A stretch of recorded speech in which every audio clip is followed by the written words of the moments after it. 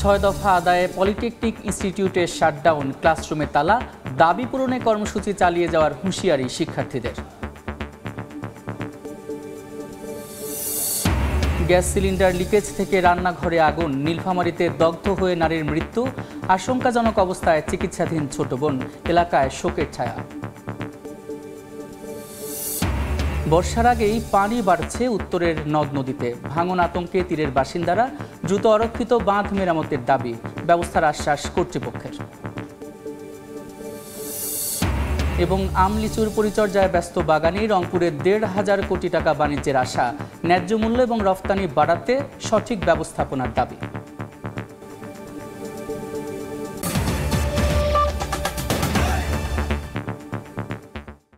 আমন্ত্রণ সময় সংবাদের নিয়মিত আয়োজন বিভাগীয় সময়, থাকছে সপ্তাহের 7 দিন ভিন্ন ভিন্ন বিভাগের সংবাদ দিয়ে। আজ থাকছে রংপুর বিভাগ, সঙ্গে আছি আমি সাদিক হাসান ইমন। 6 দফা দাবি আদায়ে শাটডাউন কর্মসূচি পালন করছেন রংপুর বিভাগের বিভিন্ন পলিটেকনিক ইনস্টিটিউটের শিক্ষার্থীরা। দাবি আদায় হওয়া না পর্যন্ত আন্দোলন চালিয়ে যাওয়ার হুঁশিয়ারি তাদের।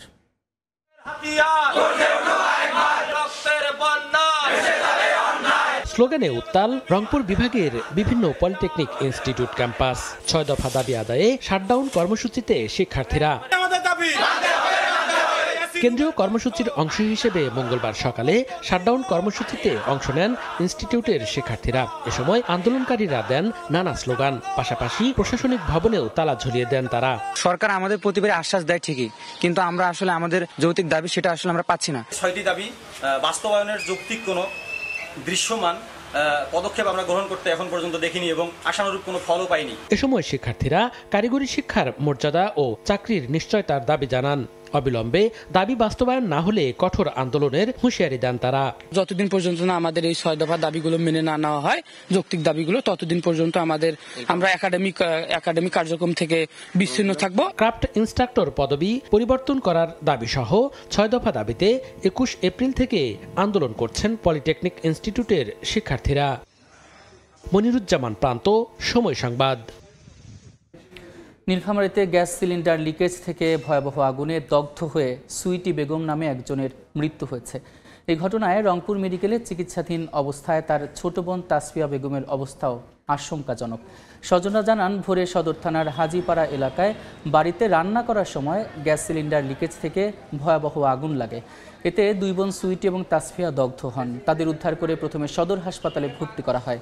অবস্থার অবনতি হলে নেওয়া হয় মেডিকেলের বার্ন ইউনিটে। দুপুরে চিকিৎসাধীন অবস্থায় সুইটি বেগম মারা যান। ছোট বোন তাসফিয়ার অবস্থাও আশঙ্কাজনক বলে জানিয়েছে হাসপাতাল কর্তৃপক্ষ। তাসফিয়া ও সুইটি নীলফামারী ইপিজেডের একটি পোশাক কারখানায় কাজ করতেন।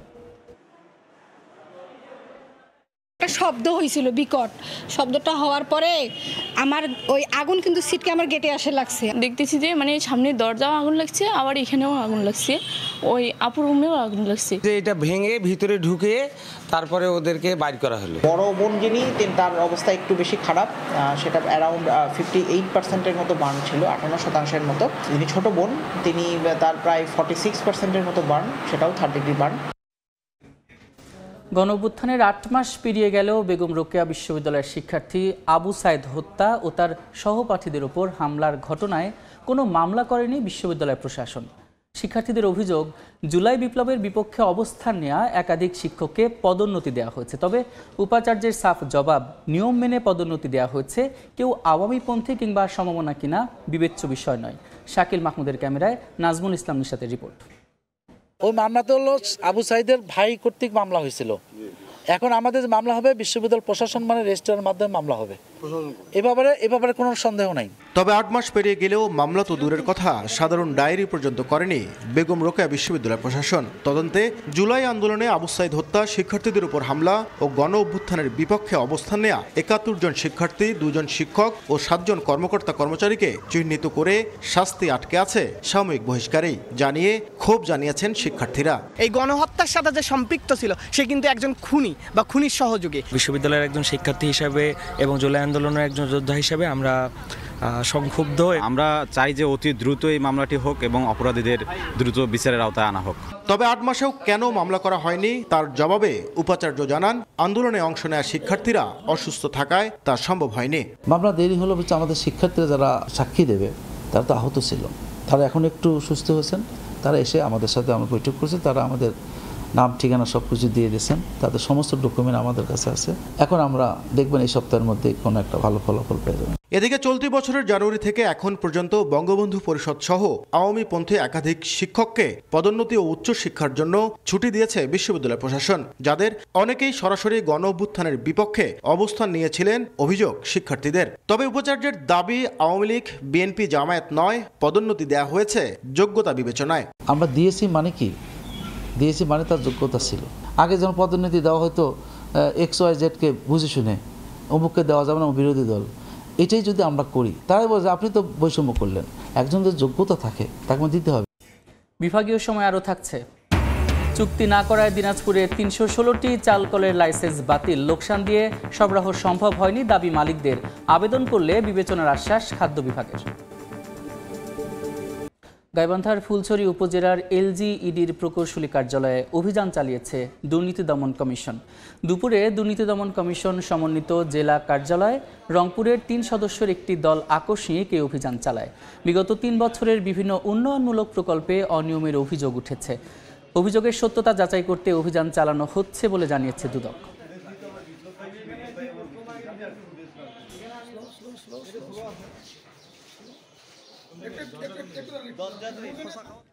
পঞ্চগড়ের তেঁতুলিয়ায় LGEDর কার্যালয়ে অভিযান চালাচ্ছেন দুদকের ঠাকুরগাঁও কার্যালয়ের কর্মকর্তারা। এই মুহূর্তে সেখানে আছেন রিপোর্টার সোহাগ হায়দার, সরাসরি যাচ্ছে তার কাছে।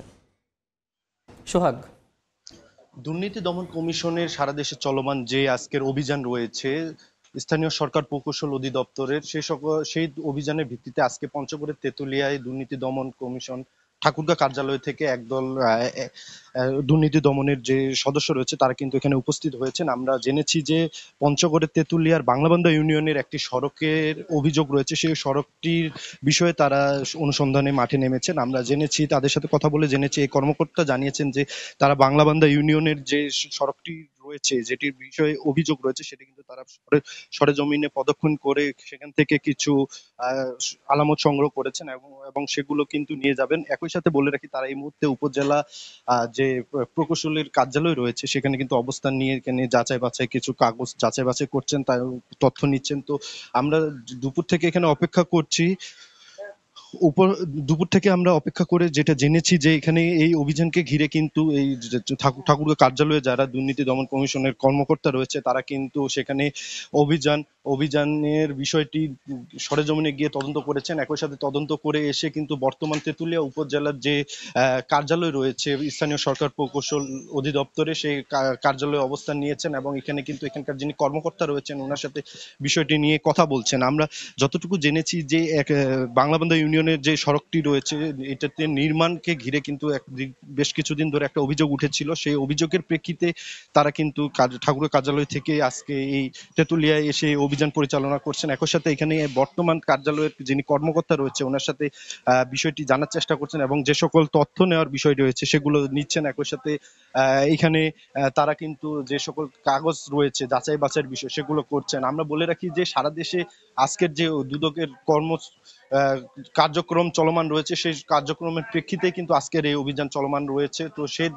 সে বিষয়টি নিয়ে আমরা এই কর্মকর্তার সাথে কথা বলেছি। কর্মকর্তা জানিয়েছেন যে তারা এই অভিযানটি শুরু করেছেন, সরেজমিনে গিয়ে সেখানে তদন্ত করেছেন, একই সাথে সেখান থেকে কিছু আলামত সংগ্রহ করেছেন। সে সকল তদন্ত সাপেক্ষে পরবর্তী ব্যবস্থা তারা গ্রহণ করবেন। এ ছিল আমার কাছে পঞ্চগড়ের তেঁতুলিয়া থেকে দুর্নীতি দমনের যে অভিযান, সেই অভিযানের সর্বশেষ খবর।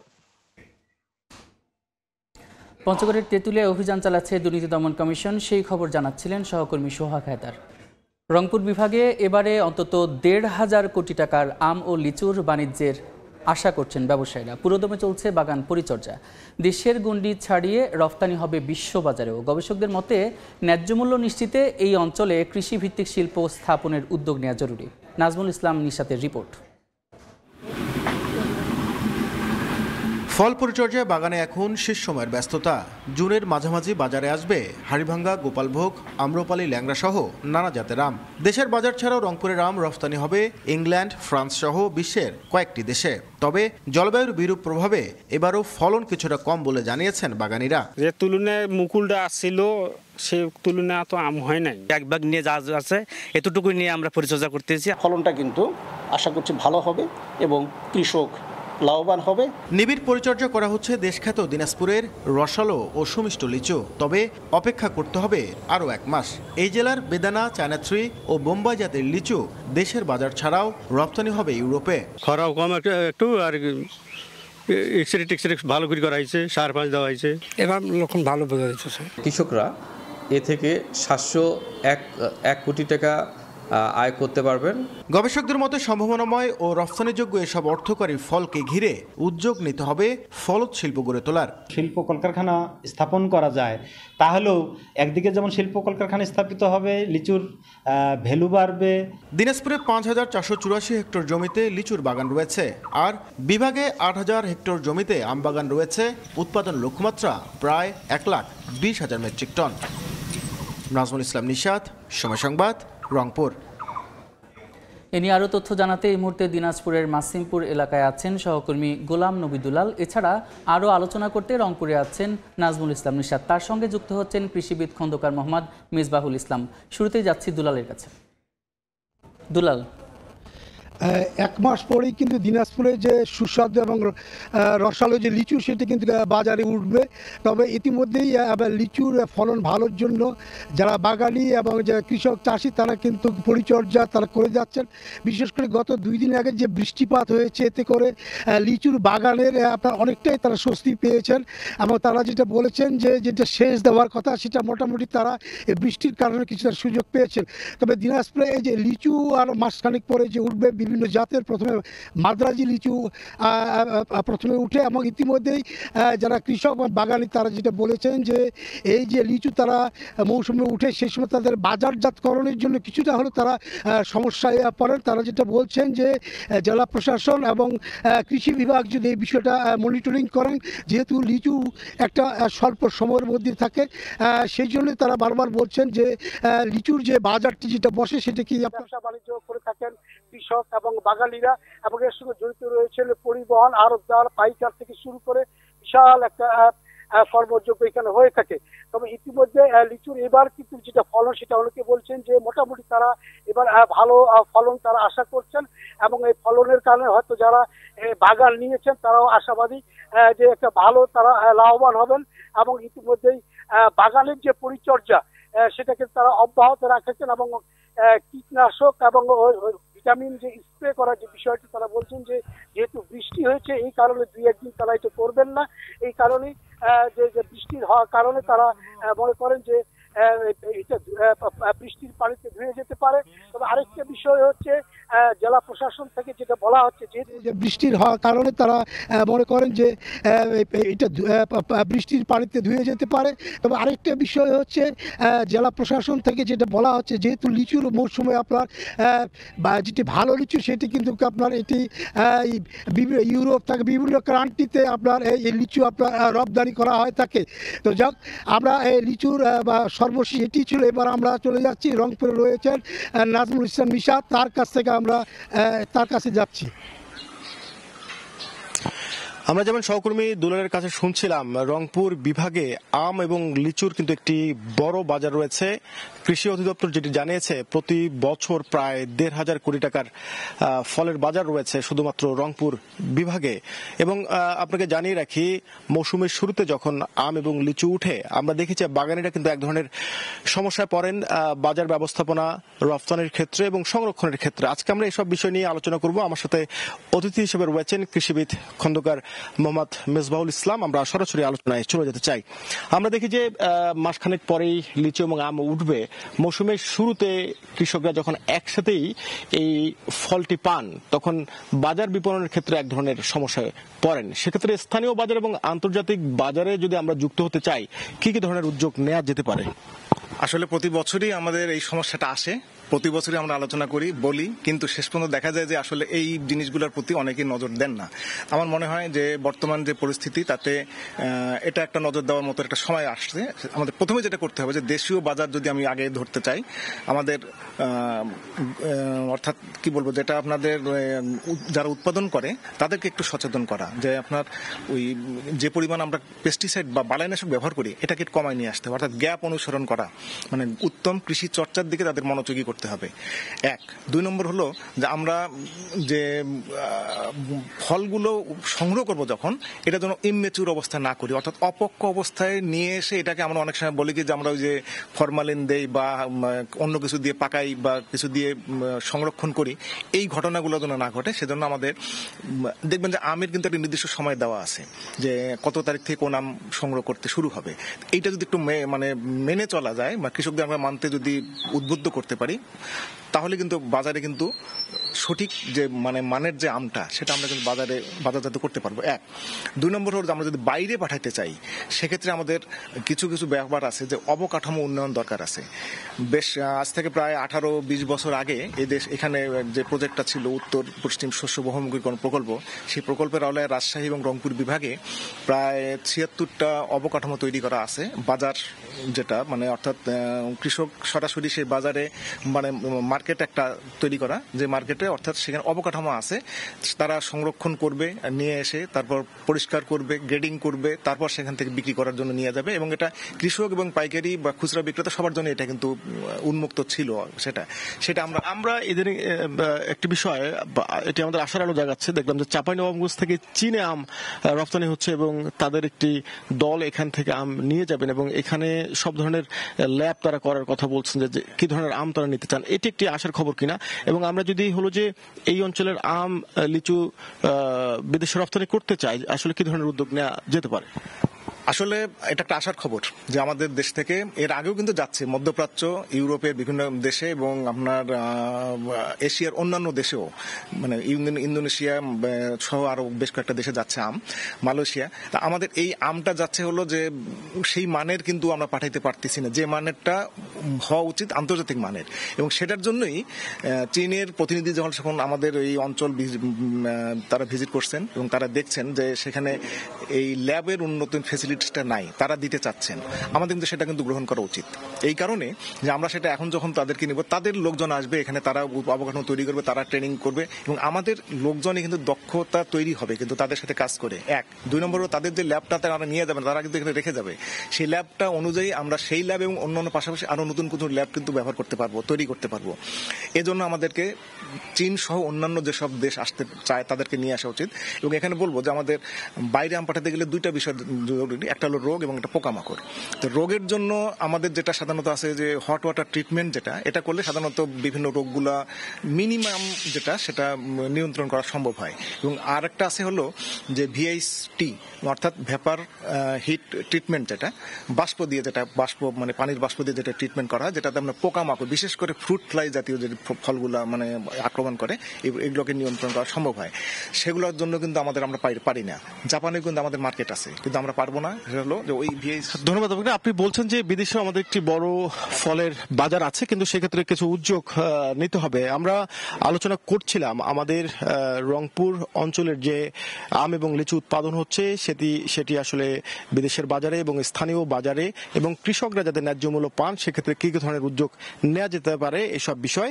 এবং আমার সাথে অতিথি হিসেবে ছিলেন কৃষিবিদ মোহাম্মদ মিসবাউল ইসলাম এবং আজকের আলোচনায় এই ছিল আমার কাছে। আমলিচুর পরিচর্যায় এবং এর বাণিজ্যের সম্ভাবনার খবর জানাতে দিনাজপুর থেকে যুক্ত ছিলেন সহকর্মী গোলাম নবী দুলাল, তাছাড়া রংপুর থেকে যুক্ত ছিলেন সহকর্মী নাজমুল ইসলাম ইশাদ, তার সঙ্গে যুক্ত ছিলেন কৃষিবিদ খন্দকার মোহাম্মদ মিসবাহুল ইসলাম। ধীর গতিতে পানি বৃদ্ধির সঙ্গে বাড়ছে ভাঙন। বর্ষা মৌসুম এলেই ভাঙন আতঙ্কে থাকেন কুড়িগ্রামের অরক্ষিত বেড়ি বাঁধ এলাকার বাসিন্দারা। এ কারণে চলতি গ্রীষ্ম মৌসুমেই ব্যবস্থা নেওয়ার দাবি তাদের। তবে শিগগিরই ভাঙন রোধে ব্যবস্থা নেওয়ার আশ্বাস পানি উন্নয়ন বোর্ড। স্বেচ্ছাশ্রমে ভাঙন কবলিত এলাকায় বালু ভর্তি জিও ব্যাগ ফেলছেন স্থানীয়রা। পুরানো ব্যাগগুলো ঠিকঠাক করে রাখছেন যেন পানির চাপে আর তীর না ভাঙে।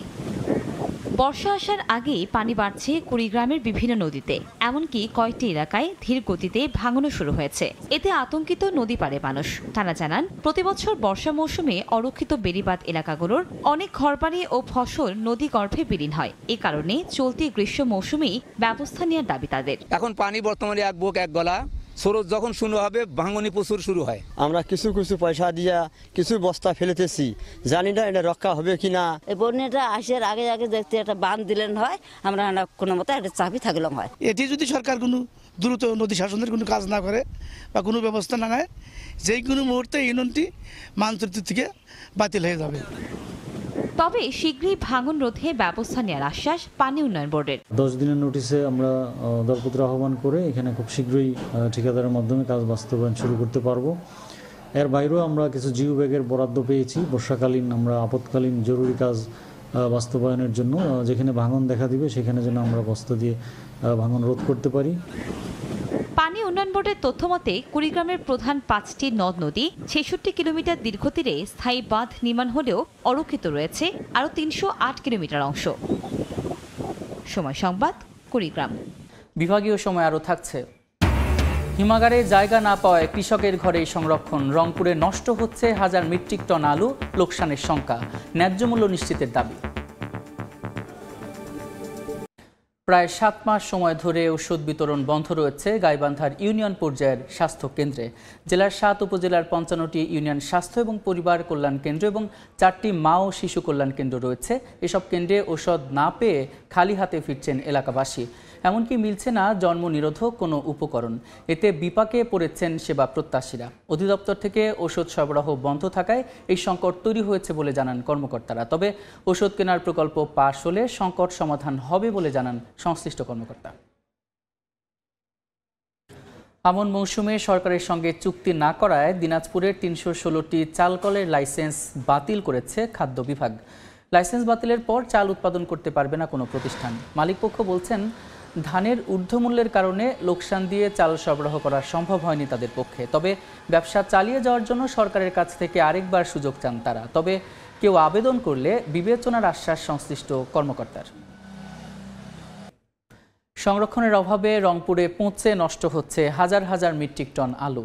ন্যায্য দাম না থাকায় বড় ধরনের লোকসানের মুখে কৃষকরা। কৃষি বিভাগ আসার কথা শোনাতে না পারলেও জানিয়েছেন রফতানির চেষ্টা চলছে।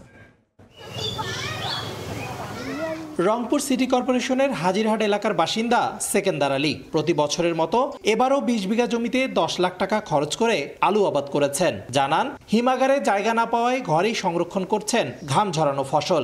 একদিকে আলু পচে নষ্ট হচ্ছে, অন্যদিকে নেই ক্রেতাও।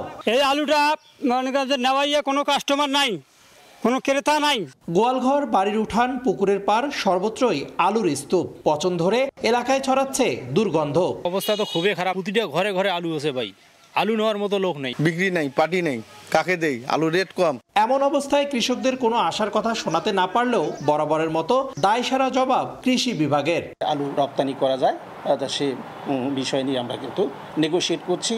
চলতি বছর রংপুর অঞ্চলে 1,01,576 হেক্টর জমিতে আলুর আবাদ হয়েছে, আর উৎপাদন হয়েছে 32,30,682 মেট্রিক টন। কৃষকদের আলু এখন গলার কাটা হয়ে দাঁড়িয়েছে। কোল্ড স্টোরে জায়গা না পাওয়ায় এভাবেই বাড়ির ঘরে কিংবা উঠানে আলু রেখে নষ্ট হয়ে যাওয়ার উপক্রম। ক্রেতা না থাকায় দিশেহারা উত্তরের আলু চাষিরা। রেদওয়ান হিমেল, সময় সংবাদ, রংপুর। এবার জেনে নেব রংপুর বিভাগের গত সপ্তাহের আলোচিত ঘটনা। 23 এপ্রিল রাত 8:30টার দিকে লালমনিরহাটের তিস্তা সেতু টোল প্লাজায় হামলা চালায় 30 থেকে 35 জনের একটি সংঘবদ্ধ দল। এই সময় অফিসের ক্যাশ বক্স থেকে লুট করা হয় নগদ অর্থ।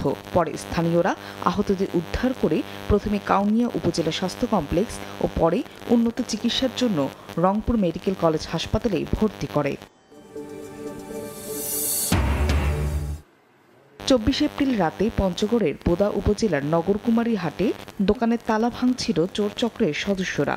এ সময় নৈশ প্রহরী ও স্থানীয়রা তাদের আটক করে থানায় খবর দেয়। পুলিশ বলছে চক্রটি বিভিন্ন জেলায় চুরিসহ ডাকাতি করে আসছিল। তাদের বিরুদ্ধে মামলা দিয়ে গ্রেফতার দেখানো হয়। 27 এপ্রিল দিনাজপুরে আসেন জাতিসংঘ ও বিশ্বব্যাংকের একটি প্রতিনিধি দল। এই সময় তারা জেলার হালকা ইঞ্জিনিয়ারিং কারখানা পরিদর্শন করেন। প্রতিনিধি দলের পক্ষ থেকে জানানো হয়, বাংলাদেশে উন্নত প্রযুক্তির কৃষি যন্ত্রপাতি উৎপাদনের ফলে কমে আসবে দাম ও আমদানি নির্ভরতা, সহজলভ্য হবে কৃষকের কাছে, মিলবে বিক্রয় পরবর্তী সেবা। বিভাগীয় সময়ের শীর্ষ সংবাদগুলো জানিয়ে দিচ্ছে আরেকবার।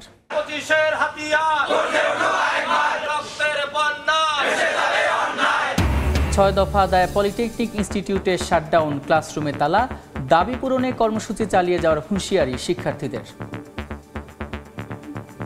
এবং আমলিচুর পরিচর্যায় ব্যস্ত বাগানি, রংপুরের 1,500 কোটি টাকা বাণিজ্যের আশা, ন্যায্য মূল্য এবং রফতানি বাড়াতে সঠিক ব্যবস্থাপনার দাবি।